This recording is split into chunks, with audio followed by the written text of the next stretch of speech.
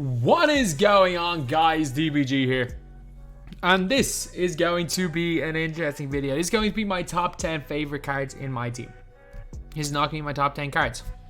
We got the top 100 list either coming out tomorrow or Thursday. One or the other. Top 100 list coming out one of those 2 days. And yeah, as well as the top 100 list, we're going to be doing a lot more. We're going to be doing a couple squad builds, a lot more list type videos for the rest of the year. Because again, we got another month. We got another month and we just gotta... Like, there's another 30 days.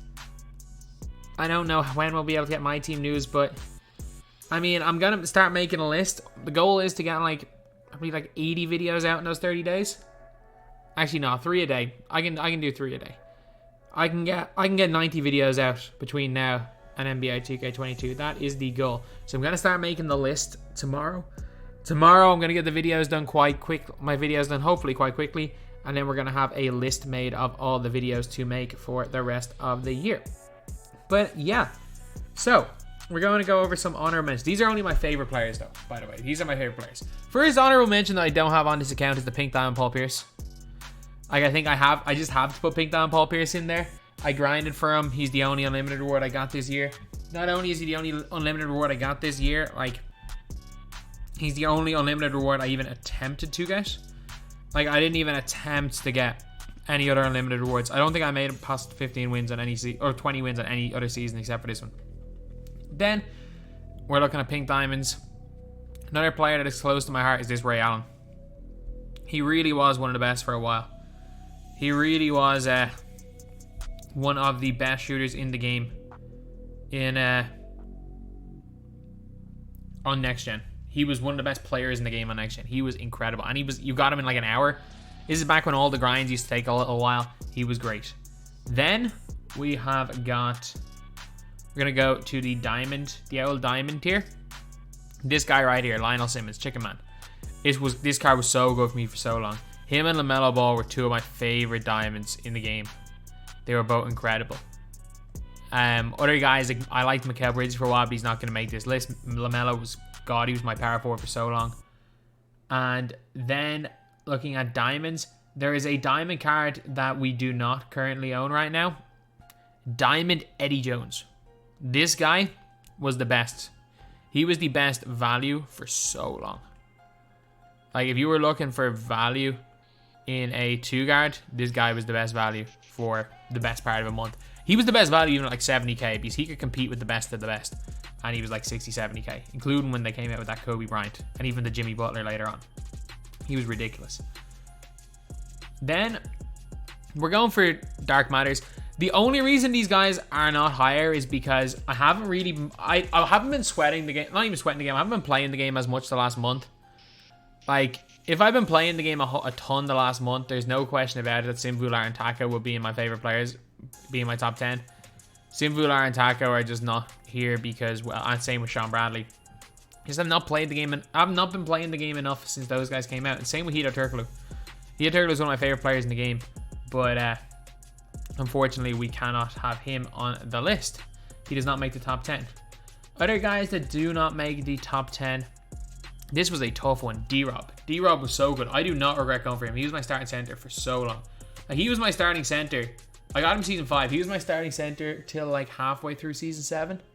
I can't even remember who the first center was to replace him. But I'm pretty sure he was in my team pretty much till Bill Russell came out. Like, he was that like good for me. Actually, until like Bol Bol, Bill Russell, and Wiseman and stuff came out, D-Rob was in my team. And then after David Robinson, we have got another Galaxy Opal. And this one's a 97 overall. This guy was initially in my top 10. I replaced him last minute. I replaced Tony Kukoc last minute. Kukoc, Ray Allen based. This guy was God. This was one of my favorite players in the game when he came out. He was one of the best players in the game. He was incredible. Last 3. Actually, this guy, I don't know how he didn't make the top 10. It was between him and one other Ruby. I went with the other one. KPJ deserves to be an honorable mention as well, but Andrea Bargnani. He was my starting center. He was my backup center. I actually ran him the week I finished top 25 in 250k. I had Kevin Garnett as my backup center, and I replaced him after like 3 or 4 games with Bargnani, and then started blowing people out. Bargnani was my center till...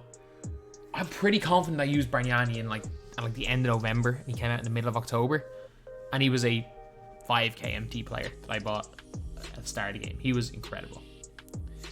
He was incredible. And 2 other guys that I don't have right now. They're in here. They're on the list purely because of week 1, and it's Bill Laimbeer and Alan Houston. The problem is that I only realized in the documentary that the stick shooting days, I thought they lasted so long because I played in those 7 days before the stick, or say not 7 days, it was the following Monday. In those 10 days before the stick got patched, I played roughly 200 games.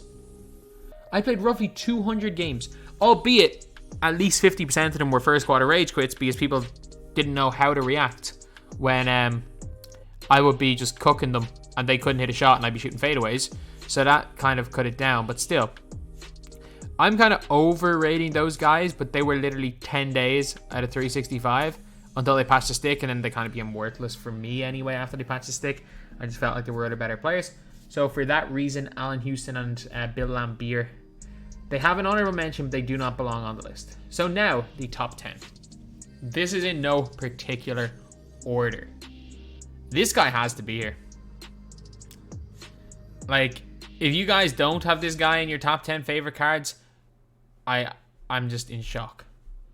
If you guys do not have Bol Bol somewhere in your top 10 favorites, like, he is still arguably one of the best offensive players on next gen. You can score so easily with Bol Bol still to this day. Defensively, he's a bit of a liability. But like on current gen, there's a huge difference between the Bol Bols, by the way. But if you're playing them a power forward and you're on next gen, there's not actually that much of a difference between the Pink Diamond and the Invincible Bol Bol. This guy was too good when he came out, and he was fun to use. Not only was he too good, he was just straight up fun to use. So Bol Bol has to be in here. Then we're going to the draft set. And anyone who knows about this guy knows he was the original Chicken Man. This guy was in my squad. I think I bought him at like 40k, sold him at like 10. I actually bought him for 100 on my main account from the draft set. You guys know where I'm going. The only real player that was good in this draft set, he's extinct. Okay, no, he's not. Glenn freaking Robinson. This guy was 6'7", but it did not matter. He was better Zion on next gen. On current gen, basically, Zion had base 29 on current gen, and he had base 29 as well. But Zion on next gen, that Diamond Zion, had one of the worst releases in the game. He was basically worse, slightly down. He was known as like the tactical downgrade to Zion Williamson on current gen, but he was the tactical upgrade to Zion Williamson on next gen. This guy, yeah, he only had 5 Hall of Fame badges. Yeah, he only had silver range extender, and I think did he have silver or gold clamps? He had gold clamps, and his 3-point rating was nothing spectacular, 89. The guy didn't miss. The guy did not miss. Absolutely incredible. These stats aren't much now, but I mean at the time, this guy was, he was too good. Glenn Robinson will always go down as one of the original Chicken Men in this game. He was so good, and it's hard to explain it now to someone that did not play back then. And then we're also going back to season 2, and this guy, like for what he was, which was a season 2 card, and he was early season 2, and he was 2000 MT. Nick Anderson. This guy right here, 14 gold badges. And this is back when like very few cards got range. Not every card had range. Or if you didn't have range, it used to cost 30k to range somebody up. So for 2000 MT, you got range. And the biggest thing about this card was that every single other cheap player that got range in the game, and by cheap I mean less than 10k, was a glass cannon. Nick Anderson had range and bronze clamps.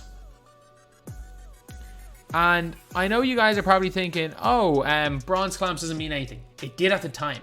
Because not every... Bronze clamps means nothing. Actually, to be fair, the difference between no clamps and bronze clamps is bigger than the difference between bronze clamps and Hall of Fame clamps. But it just, having bronze clamps, you're still going to get ran by with the burst. The problem is that they could run through your body if you didn't have clamps. It was such an important badge at the time. And the big thing with Nick Anderson, again, he had a chicken release and a 93 3 ball, as well as mediocre speed and pretty decent lateral quickness for his time. Nick Anderson, he belongs in there as the best diamond in a close one over Ruby Andrea Bargnani. Then, how can we forget?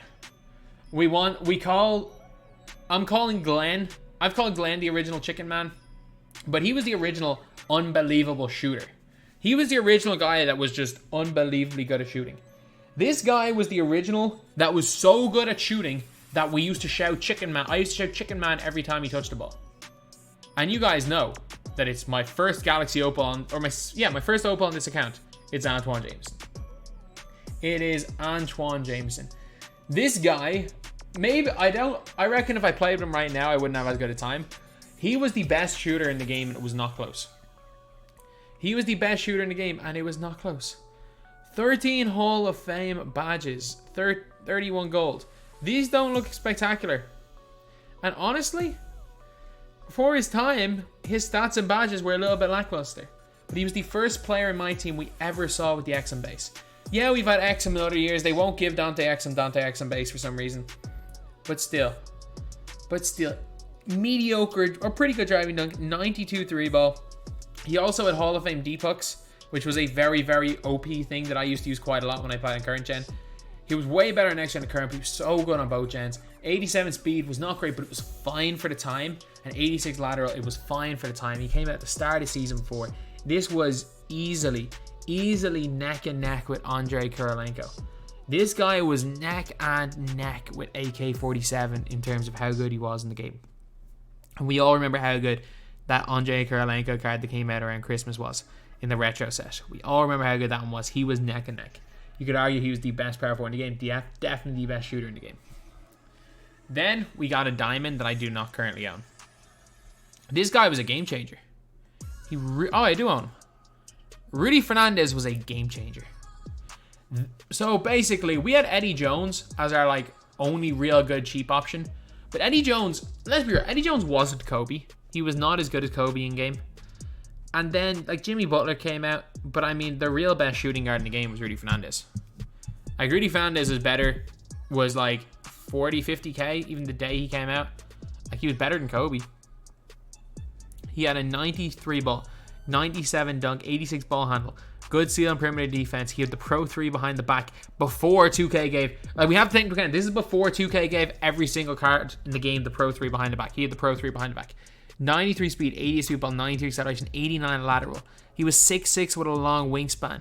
He also had Hoff quick first step, which was unbelievable, and Hoff showtime for the current gen guys. He also had gold clamps, gold range extender. I'm telling you, this guy had it all. He had it all. There's a reason why Rudy Fernandez was in fan favorites. This guy was not only a guy that was used by all the budget players. He came out, I think it was the 4th of January.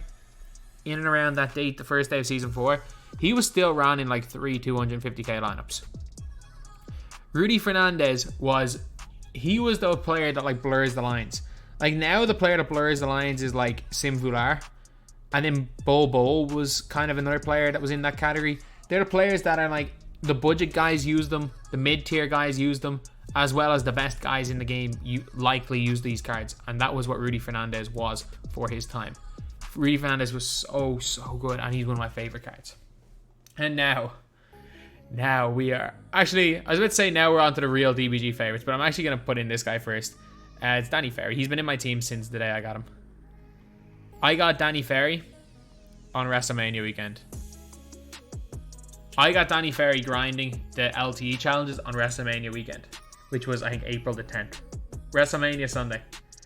I played 175 games with Danny Ferry. And if you guys know me, that's a lot. I don't play that many games with that many players. 175 with Danny Ferry. He has literally got the exact same stats as Dark Matter. They're perfect. He's perfect stats wise. He is not missing any key badges except blinders. I don't know if you can say he's perfect badge-wise because he is missing a couple of hops, but it really doesn't matter. This guy, on current gen, yeah, there's a bit of a difference between the Ferries, but you will not notice a difference between this Danny Ferry and the Dark Matter Danny Ferry on next gen. They're basically the exact same card. Ferry's still one of the best players in all of my team, and he deserves to be on. If you got this Ferry and you've used him for the last couple of months, he's going to be on everyone's list. And now, the DBG top 4 players. First of all, we're going to Pink Diamonds, and we're going centers. Nick Batum. Another year. Another god tier Nick Batum. Unfortunately, Dean Wade does not make a list because I haven't used Dean Wade enough. Again, just like why I didn't use Hito, because Hito was a garbage man until his last card. But Nick Batum. This dude came in out of position 2. Out of position 2 was in season 7. And you like out of position 2, everyone was like, oh yeah, this is this unbelievable set, Giannis and LeBron. Lads, Giannis was the best player in the set. Both gens, doesn't matter. But the next best player in that set on next gen was Nick Batum. Again, this is my favorite list. This is not the best player list. I'm purely a next gen player. 93 3 ball, 90 dunk, 86 ball handle, perfect defense. That's perfect speed, lateral quickness, as well as that 40 hops and 31 goals. He had every key badge needed on gold or half. Long wingspan, 6'9" point guard. He was insanely good. He was insanely good, lads. Nick Batum was unbelievable. And then we're gonna go. It's not this version of the guy, but I mean, I'm fine with putting one of them. It's gonna be Poku. So my favorite version of Poku is the Ruby Poku. If you guys don't know, back when Ruby Poku came out, I used to literally just, my triple threat tactic was to, he was the first player that we realized had like what we call super speed. Is like there were certain player builds in this with the speed patch. It became a case that tall players automatically ran faster. But there were certain player builds back even at the start that ran faster. Like, for example, Porzingis didn't have super speed, but Pokusevski had super speed. Shaq used to have super speed, and there were other like weird, skinnier players that didn't. It was just to do with player builds. It was a really weird thing. But Pokusevski's player build gave him super speed. His Ruby card, no one ever evoed him up to an Amethyst. It was one of the worst evos to do in the game. But Pokusevski's Ruby card that came out during the draft promo, because he was only available for a week, and like nobody got him. And then I remember for like weeks, I'd be on stream doing like I'd be just on stream doing crazy stuff, playing triple threat with Pokusevski. And like everybody in the chat would be like, who's this guy? This guy looks unbelievable. How are you cheesing with this guy? He was so fun. This card was fun. I used this card for a little bit. I wonder how many games I played. Only 13. Never really used the point guard one. But yeah, Poku belongs on this list. And then we're going Galaxy Opals. We're going shooting guards. Do you really think I'm not putting this guy on the list? I love Clyde Drexler as well, by the way. Clyde belongs somewhere. Cliff Robinson. Chicken man Cliff Robinson. I seem to be the only person who likes this guard's release. And I love it on current gen as well. The only thing with me and Cliff Robinson's release is that I realized, because like I love lefty releases, and he kind of has this weird upper where he releases the ball from the left side of his head. So basically, I love any player shoots like that. Like I love the new Lonzo Ball's release. I like Lionel Simmons. All these players with like weird arm movement in their upper, I really like those releases. I don't know why that is, because I know almost everyone hates shooting with Cliff. Cliff is unreal, unbelievably good for me. 6'10", the best defensive card in the game. The best defensive 2 guard in the game. Unfortunately, I am not the best defensive player in the game, so when I put him on Cam Reddish, I really struggled. Because, well, I kind of suck on current gen. But he's got everything. His badges total doesn't seem too much. He's got every key badge, though. Cliff Robinson still, as you've seen, to this day, Cliff Robinson starts over Luka Doncic. Hito should be starting over Cade, by the way. I was just trying stuff out. I most definitely will not be starting Cade over Hito. But still, to this day, Cliff Robinson starts over Luka Doncic. Let's see who Cliff Robinson also starts over. Kisper, Jalen Johnson. He starts over this Vince I grinded for. He starts over Terry Dishinger. He starts over Cam. He starts over Maxwell. He starts over an AK, which I can probably afford if I sell a couple of players. He is still, for me, one of the best 2 guys in the game. But, lads, there's only one number 1, isn't there? There's only one number 1. There's only ever going to be one number 1. And, lads, you guys know who it is. You guys can see.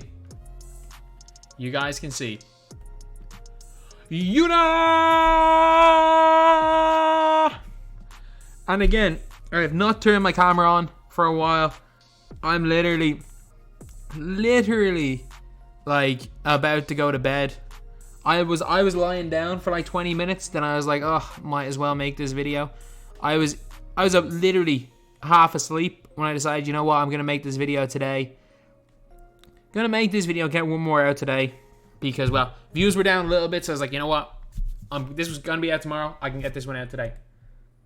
But yeah, of course, no other player but Yuta. There's no more iconic player than Yuta.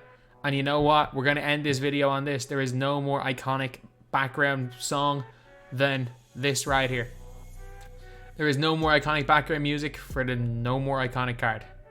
So Yuta will always have a special place in the hearts of the DBG channel. He really will. He will go down with the legends of Dean Wade, Hedo Turkoglu, Dragan Bender, Reggie Lewis, Kristaps Porzingis. And I was going to say Myers Leonard from 2K15, but you know, the whole, not big on the whole anti-Semitism thing.